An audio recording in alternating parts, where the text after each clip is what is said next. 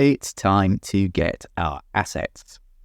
Before we start, just to get a little bit organized, I have opened a window for my downloads folder and also for the folder where I've saved my project. That just helps me get a little bit ahead of myself when it comes to downloading the assets. What we need to do is go over to this URL here, almosttooeasy.itch.io. And you'll see we've got the Robot Miner asset pack here. The game itself is down there if you want to have a go on it. Works on Chrome. Don't know how it is with the other browsers. But what we want now is the asset pack. So just click on that. And it takes us to this screen. And we just click download.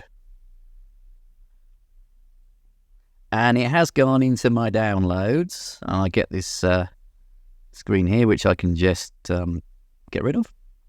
It's in my downloads. So if I go into my downloads folder, I've got assets.zip there.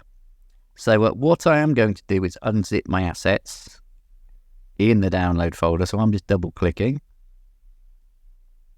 and give it a minute. Now it's unzipped. I've got assets, and in my assets folder, I've got a folder for the art and I've got a folder for the music. I'm just going to copy that over to my project folder, and I'm just going to take them out of there. So I'm shifting and holding down shift, click and drag over into assets. So if I look inside my assets folder now, you can see I've got the art, I've got the PNGs and the sprite sheets. If I click on there, that's all my art. I got the music, click on there, there's all my music.